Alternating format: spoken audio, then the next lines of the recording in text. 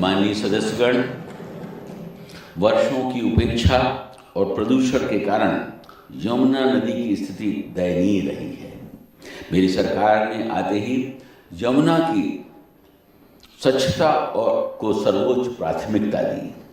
Yamuna rejuvenation हेतु कई स्तर पर एक साथ कार्य किए जा रहे हैं। नए एसटीपी लगाए जा रहे हैं और वर्तमान में एसटीपीज के अपग्रेडेशन के कार्य प्राथमिकता के साथ किया जा रहा है। इन सभी पहलों का प्रभाव आने वाले समय में दिखाई देगा। ऐसे सारे नाले जो यमुना को प्रदूषित करते हैं, उन्हें टैप करके ट्रीट करने के लिए डिसेंट्रलाइज्ड एसटीपीज लगाने की योजना पर सरकार कार्यरत है। दिल्ली जल बोर्ड को जलापूर्ति व्यवस्था को मजबूत करने के लिए 9,000 करोड़ रुपए का आवंटन किया गया है। जलापूर्ति को सुदृढ़ करने के उद्देश्य से वाटर ट्रीटमेंट प्लांट्स की क्षमता बढ़ाई जा रही है। सरकार अपशिष्ट जल के रिसाइकलिंग को भी प्रोत्साहित कर रही है और नजफगढ़ नाले तथा यमुना के बाढ़ क्षेत्र जैसे जल स्रोतों के पुनर्जीवन के लिए निरंतर प्रयास किए जा रहे हैं। डेरों की सिल्ट सफाई और इसके में गिरने वाले गोबर की रोकथाम के लिए बायोगैस प्लांट लगाने का भी कार्य प्रारंभ किए गए हैं। नवंबर 2025 में सरकार ने एक महत्वपूर्ण और जनहितकारी निर्णय लेते हुए उन प्रतिबंधों को समाप्त कर दिया जिनके कारण दिल्ली नगर निगम द्वारा अनाधिकृत निर्माण के लिए बुक की गई संपत्तियों को बिजली कनेक्शन नहीं दिया जा रहा था।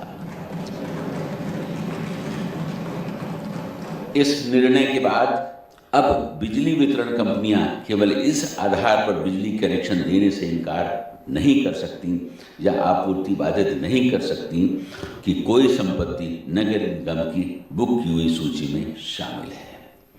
इस नीति परिवर्तन से दिल्ली के 1,25,000 से अधिक परिवारों को लाभ हुआ है। ऐसे घर पहले इन प्रतिबंधों के कारण बिजली सुविधा से वंचित थे और अब वैध रूप से बिजली कनेक्शन प्राप्त कर सकते हैं। माननीय सदस्यगण, दिल्ली में वर्षों से लंबित पीएम स्वामित्व योजना को लागू करने के लिए दिल्ली आबादी देश सर्वेक्षण एवं अभिलेखन संचालन नियम 2025 अधिसूचित किया गया है। इससे ग्रामीण क्षेत्रों में लाल-डोरा आबादी को पहली बार संपत्ति के वैधानिक अधिकार प्राप्त होंगे। मैं इस ऐतिहासिक कार्य के लिए मेरी सरकार को बहुत बहुत बधाई देता हूं।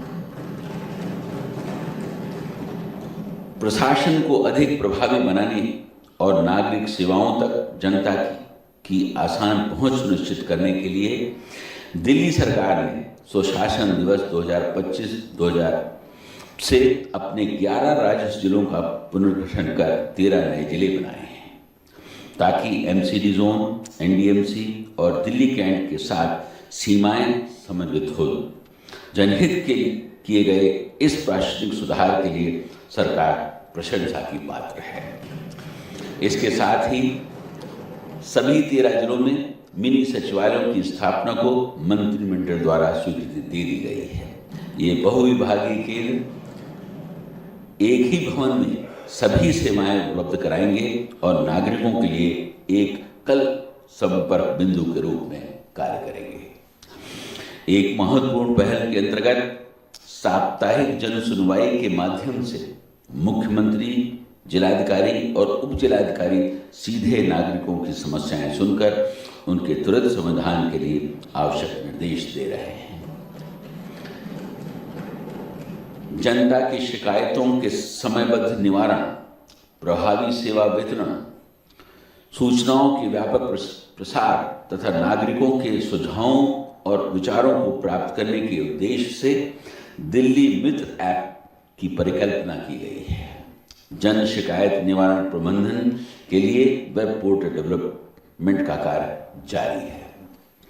इसके साथ ही विकसित दिल्ली इंटर्नशिप कार्यक्रम के अंतर्गत 85 युवाओं को जोड़ा गया है।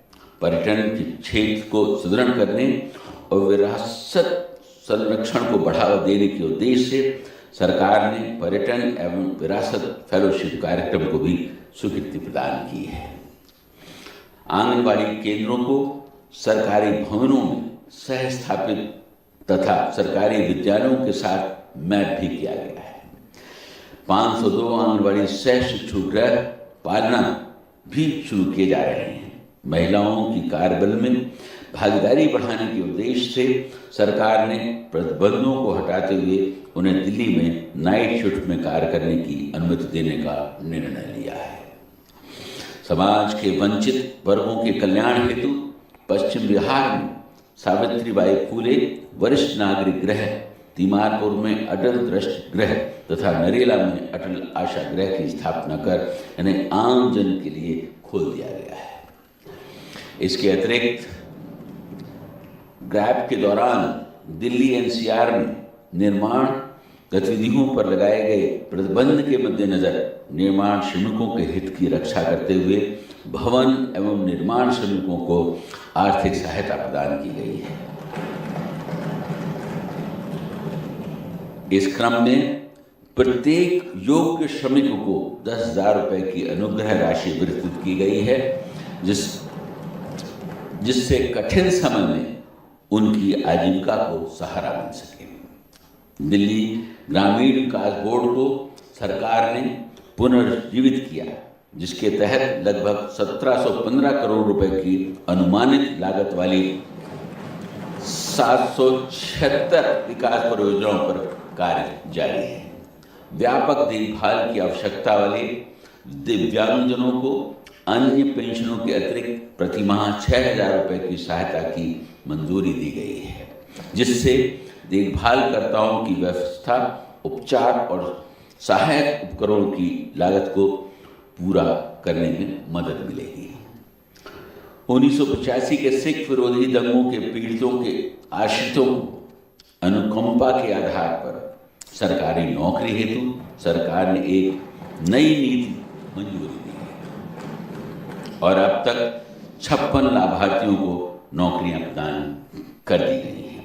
इसके अतिरिक्त दिल्ली में रह रहे जम्मू कश्मीर प्रवासियों को एक मुश्त राहत प्रदान करते हुए आय की शर्त को समाप्त कर दिया गया है।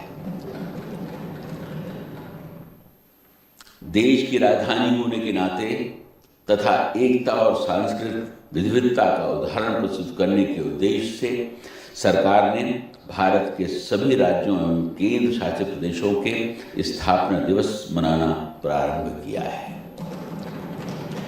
इसके अतिरिक्त पर्यटन विभाग द्वारा अंतर्राष्ट्रीय योग दिवस, आम महोत्सव और तीज महोत्सव जैसे महत्वपूर्ण दिवसों और उत्सवों का आयोजन किया जा रहा है।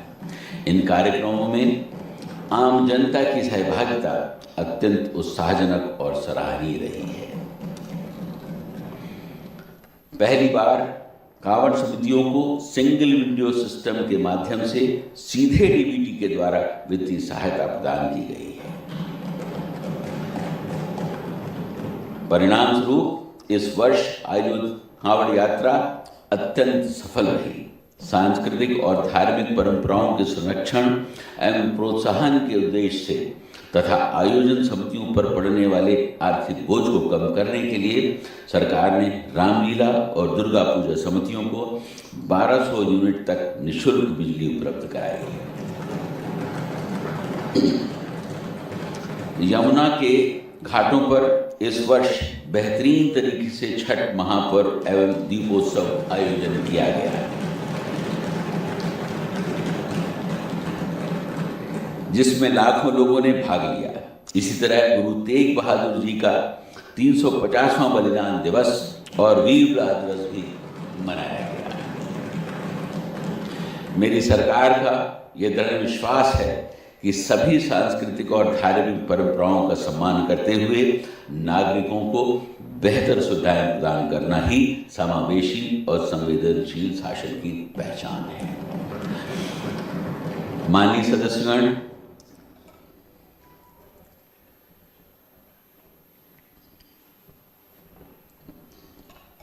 वायु प्रदूषण आज हमारे शहर के सामने सबसे गंभीर चुनौतियों में से एक है। स्वच्छ वायु कोई विशेषाधिकार नहीं बल्कि प्रत्येक नागरिक का मौलिक अधिकार है। प्रदूषण नियंत्रण पर मेरी सरकार पूर्णतः प्रतिबद्ध है। पूर्व वर्षों की तरह केवल मौसमी उपायों तक सीमित रहने के बजाय सरकार ने जून 2025 में ही एक व्यापक वर्ष भर लागू होने वाली और समयबद्ध वायु प्रदूषण नवीनीकरण योजना प्रारंभ की है। यह योजना रोकथाम, आधुनिक तकनीक के उपयोग, कड़े परिवर्तन तथा जन भागीदारी पर केंद्रित है, जिसमें सभी विभागों, स्थानीय निकायों और एनसीआर की एजेंसियों के समन्वित प्रयास शामिल हैं। वायु गुणवत्ता की निगरानी को सुदृढ़ करने हेतु 6 नए एयर क्वालिटी मॉनिटरिंग स्टेशन स्थापित किए जा रहे हैं। इससे रियल टाइम डेटा की उपलब्धता, पारदर्शिता और जवाबदेही सुनिश्चित होगी। प्रभावी उपायों को अपनाकर विकास विभाग ने 2025 की सर्दियों में दिल्ली में पराली जलाने की घटनाओं को शून्य कर दिया है। इसके अलावा हर वर्ष लगभग 2.5 लाख वाणिज्यिक वाहनों की तकनीकी आधारित फिटनेस जांच के लिए नंद नगरी बुराड़ी और तेखंड में 3 ऑटोमेटेड टेस्टिंग स्टेशन स्थापित करने का कार्य त्वरित गति से किया जा रहा है। हाल के सप्ताहों में प्रदूषण स्तर बढ़ने पर सरकार ने तुरंत जमीनी स्तर पर कदम उठाए। 1800 से अधिक दिन रात कार्यरत निरीक्षण टीमें तैनात की गई। एक पेड़ मां के नाम अभियान के अंतर्गत हरित आवरण का विस्तार किया जा रहा है। केवल 10 महीनों में ही 1450 इलेक्ट्रिक बसों को शामिल कर नॉन पोल्यूटिंग पब्लिक ट्रांसपोर्ट को सशक्त किया जा रहा है। कई रूट्स पर इंटरस्टेट ईवी बसों की भी शुरुआत की गई है। धूल नियंत्रण के लिए डबल शिफ्ट में मैकेनिकल रोड स्वीपर्स, जल छिड़काव और एंटी स्मॉग गन का व्यापक उपयोग किया जा रहा है। सैनिटेशन व्यवस्था सरल करने एवं प्रदूषण नियंत्रण के मकसद से एमसीडी को 10 वर्षों के लिए 70 MRSM और 1000 लीटर पिकअप मशीन्स के लिए 2300 करोड़ रुपए की वित्तीय सहायता प्रदान करने का सराहनीय निर्णय लिया है। शीत ऋतु में खुले में आग जलाने की घटनाओं को रोकने हेतु RWAs को 3000 इलेक्ट्रिक हीटर निःशुल्क वितरित किए गए हैं और शहर में 24/7 निर्बाध बिजली आपूर्ति सुनिश्चित की गई है। मेरी सरकार ने दिल्ली नगर निगम को इस वर्ष 500 करोड़ रुपए का अतिरिक्त अनुदान दिया है तथा आगे प्रतिवर्ष 300 करोड़ रुपए का अनुदान दिया जाएगा, जो कि कूड़ा निस्तारण और पर्यावरण संरक्षण के प्रयासों में तेजी लाएगा। दिल्ली सरकार PPP मॉडल के तहत होलमनी कला में दिल्ली का पहला एकीकृत ई-वेस्ट इको पार्क स्थापित करने की दिशा में कार्य कर रही है। इस पहल के फलस्वरूप प्रतिवर्ष 51,000 टन से अधिक ई कचरे का वैज्ञानिक तरीके से ट्रीटमेंट किया जाएगा। सरकार बायो माइनिंग और वेस्ट टू एनर्जी तरीकों